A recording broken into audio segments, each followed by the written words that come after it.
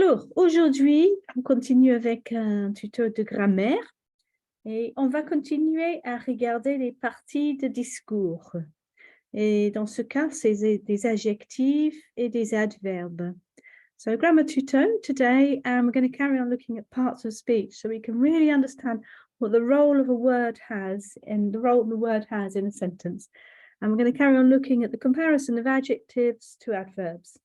So just to remind ourselves, adjectives describe nouns. Nouns are things, people, places, concepts as well. For example, the importance of, the happiness of, for example, those are nouns. And adverbs, they enhance, describe verbs. Okay, and it's easy to remember that, I guess, because it's got the word verb in it. So we're going to look at lots of examples and see how this works in French. So we've got an adjective here, beginning with A. So we're going to go through the alphabet. So abominable, which would be abominable in English, wouldn't it? Awful. So that's the adjective. I've got a sentence here for you. C'était une histoire abominable. So it was a terrible or an abominable story. Now we know that's an adjective because it's describing a noun, and we know that's a noun because it's une histoire. Okay, so it was a terrible story. Now, if we want to say how someone did something terribly or abominably, then we need a verb, and we're using it as an adverb. So abominable turns into abominablement. It's a mouthful, isn't it? And just a note on pronunciation, I think long words are easier to say in some ways than some of the shorter words, because you just almost take a pair of scissors to it and cut it up into little tiny syllables. Every syllable gets the same amount of effort, same stress, same length. So you just take your time to go all the way through it. There's no rush in it at all. So abominablement, il a joué abominablement. So he played abominably. I'm thinking about a footballer maybe, or something like that, someone like that. So it's not about him, it's about how he played, so it's the verb that we're describing. So how do we get from an adjective to an adverb? Because they are associated, and the more you can notice how words are associated, word families are created, the more you can sort of like guess what they'll be and start creating sentences just based on guesswork. You don't have to learn every single word. A bit like you don't have to learn all of the conjugation of a verb. You know that actually it follows a set of rules, and then you can just repeat those rules. So when you can start doing this with language, it just makes it easier. So you don't have to learn, you wouldn't have to learn absolute adjective, a masculine adjective, and then absolute, a feminine adjective, and absolument, an adverb, if you can see the relationship between them. So that's really useful to be able to do. Now, how we get from an adjective to an adverb in French is the first place we can start is the masculine. We always go masculine, feminine, you know, that's the route we always go. So a masculine adjective, because you know that an adjective will be masculine or feminine depending on the noun it's describing, because nouns are always either masculine or feminine. So the adjective is agreeing with it. So that's why we have one of each. We've got plurals as well, but we won't worry about those today. So absolute, which means absolute for masculine. Absolute with a little e on the end, absolute feminine. And absolument for the adverb. I'm just double checking myself because I'm looking at a list here, but I feel like I should have an e in there. But usually what happens is we have the masculine, then we take the feminine, and then we add an ment to get the adverb. Now that ment in English is the equivalent of ly. So if you look up here, it was an abominable story. He played abominably, I can't say it, abominably. Yeah, so that would be an ly in English. So your ly is an M, it starts at the M, ment in French. I'll have to check that spelling. I'm expecting it to have a U there, but it hasn't. Let's have a look at some sentences there. So, un manque absolu de responsabilité. What does that mean? Un manque absolu de responsabilité. So hold on. This is a noun, un manque. It means a lack. Yes, so don't always think, it has to be a tangible thing, a noun. Yes, that's a concept, isn't it? So an absolute lack of responsibility there. And the lack, this un manque, is masculine, so we're using the masculine adjective. La responsabilité absolue. Absolute responsibility. Okay, absolute responsibility. So that's a feminine noun, the responsibility, with an E there. Now, if we want to turn that into an adverb, we add an ment on the end. C'est absolument ridicule. And then we're just saying it's. And that's all we need to get to an adverb. It's absolutely ridiculous. So we're just saying absolutely there. So if you want to say it's something and you're commenting, you're going to go to an adverb. Right. So I hope that's nice and clear. So here we've got a bunch of adjectives here. And the first one is actuel. And this one is always a little bit of a, actually I'll leave that there. This one is always a bit of a confusing false friend, because we think it means the same as it does in English, but it doesn't. It means current. It means now. So the masculine is actuel. What would be the feminine, do you think? Got an idea? What would you make the feminine? Actuel. And what would be the adverb? Oh, I was worried about my spelling now. Actuellement. So that's the masculine adjective. That's the feminine adjective. And that's the adverb. That's what we can see the relationships between the three. Now, I can think of a feminine noun, so I'll use this one. À l'heure actuelle. À l'heure actuelle. At the current hour, which means now, really. À l'heure actuelle, actuelle. So at the current hour, or at this moment. So that would describe the word l'heure, which is the hour. But then I could say, well, currently I'm doing something or other. I can put it at the beginning of a sentence, an adverb, and quite often they do start sentences off.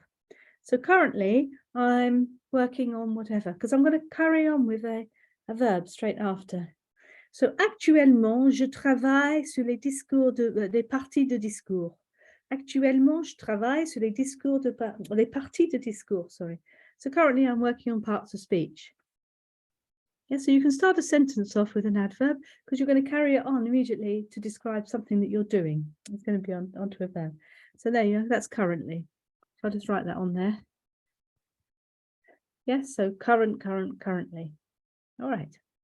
So do you want to have a go then for yourself? Attentif, which would be attentive. What would that become?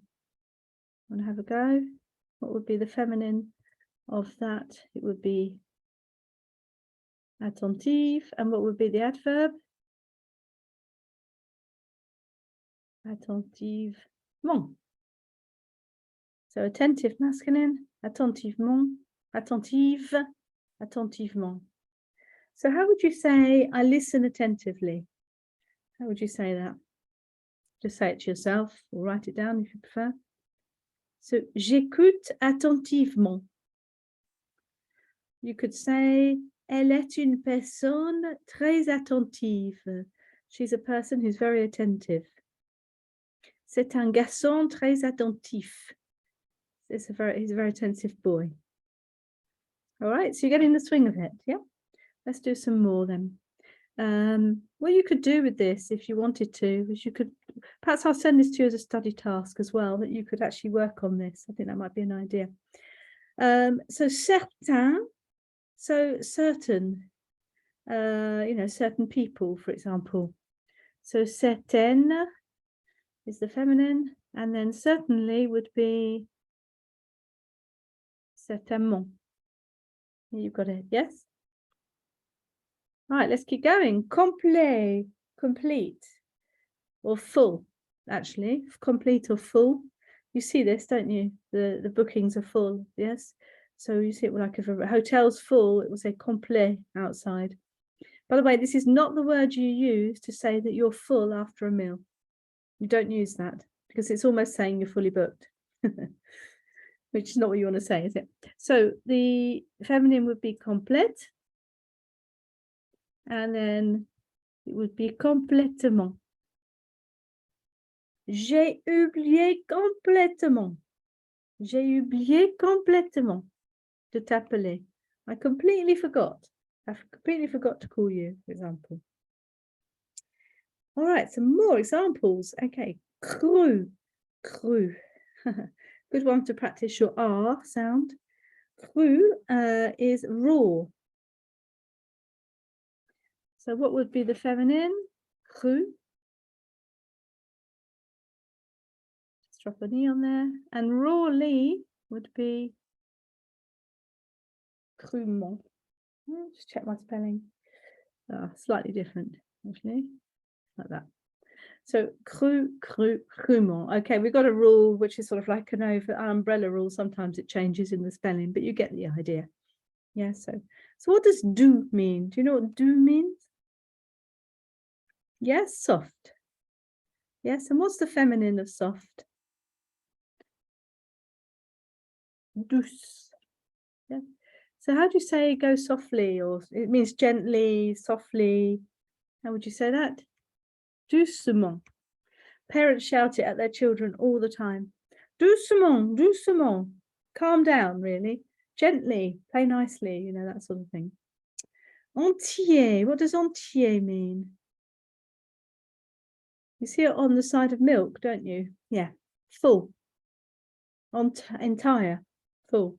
So full milk, full fat milk is entier. Full fat cream would be entière, because cream is feminine. And actually, it's a funny one. It's actually, let me just check my spelling. Oh,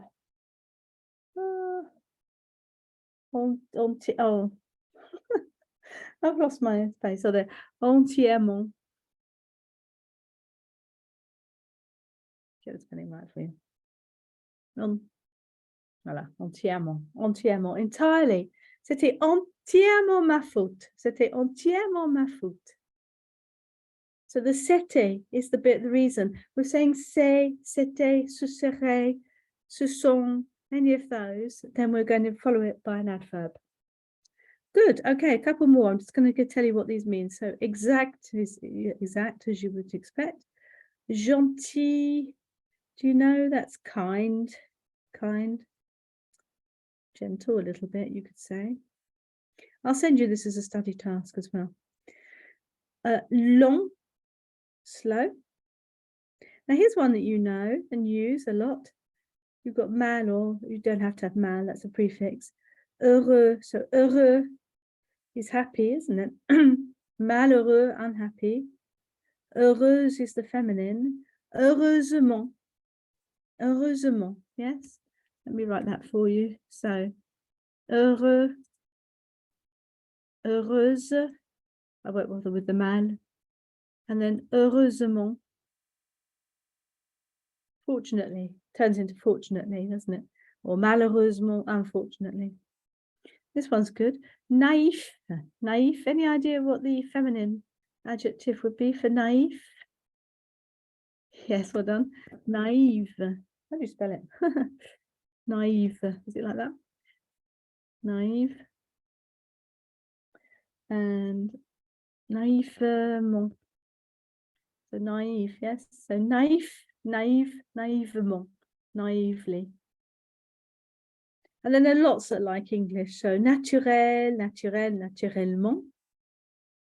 And you know what? Using these in your speech will make you sound so much more fluent, because you're putting some meaning into it, you know, because you're doing something to the verbs, which is more than just purely just laying the verb out. You're actually giving some judgment, some feeling to it. Parfait is obvious. Poli, polite. Précis, precise. Progressive, progressive. Rare, rare, difficult to hear sometimes. Sensible, sensitive. And vrai, real. So that's why vraiment is really. Like I said, I'll send this to you as a study task as well, so you've got some time to reflect on it and maybe make some sentences. Thank you very much for your time. Thanks for coming, and I'll see you again soon. Merci beaucoup. Au revoir. Au revoir.